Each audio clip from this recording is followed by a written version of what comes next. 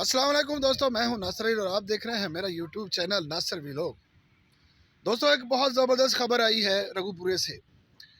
मैंने कहा आप लोगों से शेयर की जाए। आज वो होने जा रहा है जिसका हम पिछले 10 माह से वेट कर रहे थे। आज उस चीज़ की वो काम हो गया जिसका हम पिछले 10 माह से वेट कर रहे थे।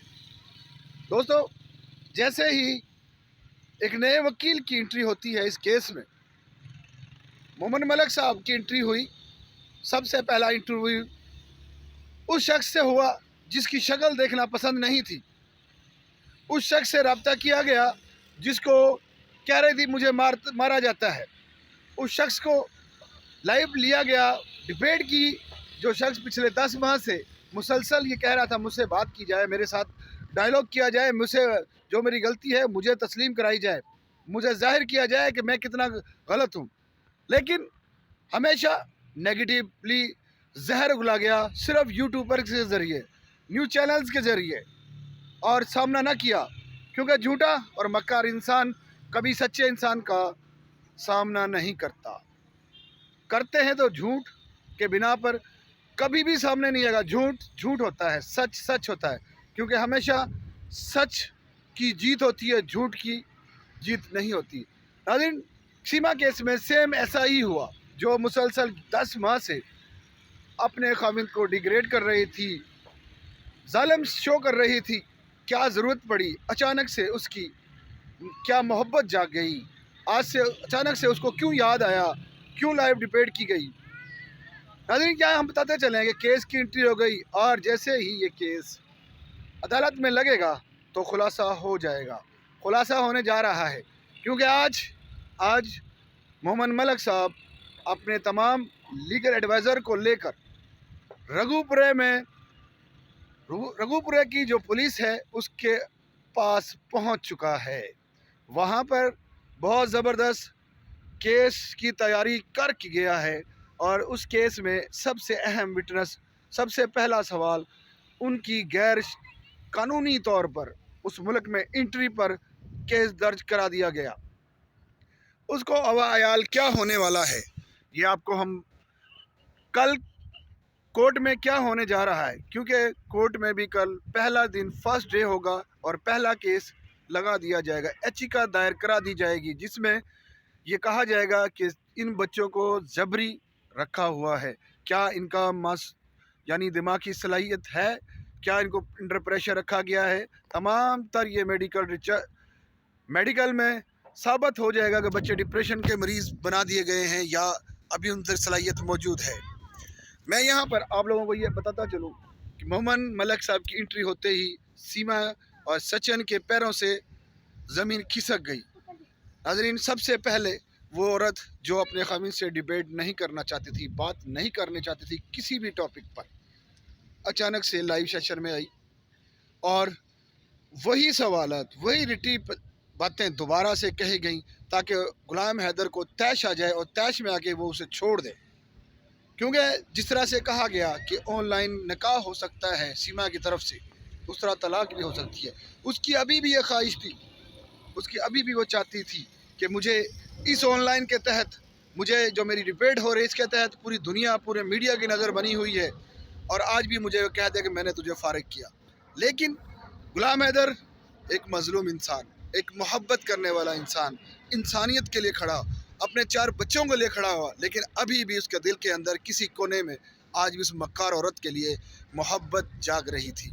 आज भी उसने उसे कुछ नहीं कहा, बल्कि ये कहता रहा कि तुम सीमा वापस आ जाओ, तुम सीमा वापस आ जाओ, बच्चों को वापस ले आओ, तुम्हें वहाँ पर मारा जा रहा है, तुम्हें वहाँ पर धमकाया जा रहा है, तुम्हें वहाँ पर अंडर प्रेशर रखा जा रहा है। लेकिन सीमा इस चीज़ पे बज़न थी, बार बार यही कहती रही कि तुम याद करो फ़लाँ डेट फ़लाँ टाइम तुम उनके घर थे, तुम्हारी माँ ने मेरे मुंह में मिर्चें डाली, यानी वही घटे पिछे रस। नाज़रीन, आज भी वो रस शर्मिंदा नहीं अपने किरदार पर, पूरी दुनिया की, मैं अगर यह कहूँ, इस जैसी औरतों को बदनाम किया, इस जैसी सोचने वाली औरतों के लिए एक मिसाल है। अगर सोचें कि जो अपने खाविंद के ख़िलाफ़ इस किस्म की गलीज़ बातें करती हैं, उनके बारे में बुरा सोचती हैं, उनके साथ ऐसा होता है जैसा इसके साथ हुआ।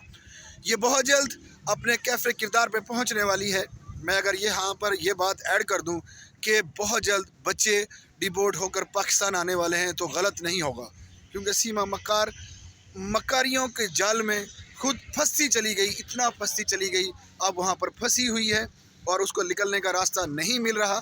وہ بہانے تلاش کر رہی ہے کہ میں پاکستان کس طرح پہنچ جاؤں، کیوں مجھے کہاں لینے نہیں آ رہا غلام حیدر۔ ناظرین، اس کی سوچ سے بڑھ کر وہ بدنام ہو چکی ہے۔ وہ جو سوچ رہی تھی کہ وہ اتنی آسانی سے انڈیا میں ناگرتا مل جائے گی، وہ تو ملی نہیں اسے، لیکن بدنام پوری دنیا کے اندر، پوری دنیا میں اس کا چرچا ہے۔ اس وقت پاکستان سے ریلیٹڈ اور دیگر ملکوں سے جو اردو سمجھتے ہیں وہ تمام ملک اس پر نظر بنائے ہوئے ہیں، تمام اس کے سوشل میڈیا پر جتنی خبریں ہوتی ہیں سب کو واچ کرتے ہیں، سب کے بارے میں اپنی اپنی رائے دیتے ہیں۔ اس کے ذریعے بہت سے لوگ انڈیا سے، بنگلہ دیش سے، نیپال سے، سوڈان سے، امریکہ سے، برطانیہ سے، یعنی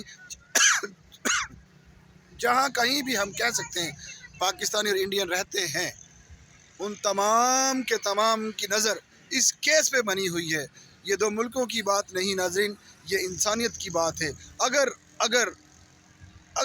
ایسا ہو گیا، یہ عورت جیت گئی، تو آنے والے وقت میں ہم سب کے لیے وسائل پیدا کرنے والی ہے۔ یہ نئی جنریشن کو ایک ایسا سبق، ایک ایسا پاٹھ پڑھا رہی ہے جس کا آنے والے وقت میں کچھ بھی نہیں ہے، آنے والے وقت میں کچھ بھی ہونے والا نہیں، کیونکہ وہ آنے والے وقت کے لیے بہت زیادہ بری چیزیں چھوڑ کر جانے والی ہے۔ کیونکہ اس قسم کی عورت، اس قسم کی بد کردار عورت تمام معاشروں کے لیے، اپنی عوام کے لیے باعث شرم کے علاوہ کچھ بھی نہیں۔ جس طرح سے اس کے گھر والے پاکستان میں پریشان ہے، وہاں پر سچن کی فیملی بھی اس وقت فل پریشان ہے، ڈپریشن میں ہے کہ آیا ان کے بچوں کو گرفتار کیا جائے گا، ان کو بھی جیل ہوگی۔ لیکن یوٹیوب کے ذریعے سے پیسے کمانے والی مہلا، جس کے 2 دنوں میں 2 بڑے انٹرویو، اور آپ خود اندازہ لگائیں کتنی بوکھلاہٹ کی شکار ہے۔ چہرے پہ واضح نشان تھا، اتنا بڑا چہرے پہ نشان نظر آ رہا تھا، لیکن میک اپ کے درمیان میک اپ کو ذرے سے چھپا کر آئی، لیکن مانا نہیں، کیونکہ ابھی بھی اپنے آپ کو وہ ایک بہت پیار کرنے والے خاوند کے ساتھ کھڑی پا رہی ہے۔ آج بھی اس کو لگ رہا ہے غلام حیدر کی طرف سے کہ تم میں کیوں مارا، آج بھی وہ کہہ رہا ہے کہ واپس آ جاؤ۔ ناظرین، یہ انسان ہے یا محبت کا پتلا؟ میں اگر یہاں پہ یہ کہوں کہ دیوانہ ہے تو اس میں غلط نہیں ہوگا، کیونکہ اسے بچوں کے ساتھ ساتھ اپنی بیوی بھی چاہیے۔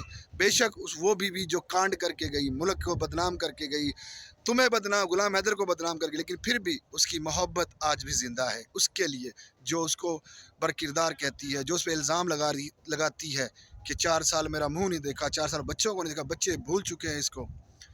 یہی اس طرح بار بار اپنے خاوند کی بار بار اس کو برا بھلا کہہ رہی ہے، لیکن وہ بندہ آج بھی اس کے ساتھ مسلسل کھڑا ہوا ہے، آج بھی اس کی محبت میں سانس لے رہا ہے، آج بھی اس کو یاد کر کے رو رہا ہے، اپنے بچوں کو یاد کر کے روتا ہے۔ سب دنیا نے دیکھا کہ کس طرح سے وہ لائیو رویا۔ مرد کبھی نہیں روتا، مرد اس وقت روتا ہے جب اس کی فیملی یعنی اس کے بچوں کو تکلیف ہوتی ہے، اس وقت ٹوٹتا ہے، ورنہ دنیا کی کوئی طاقت اسے رلا نہیں سکتی۔ کوئی بھی مصیبت آئے، بندہ مرد کھڑا ہوتا ہے باشعور ہو کر، ہوش و حواس ہو کر، لیکن اس کے حواس گم ہو گئے۔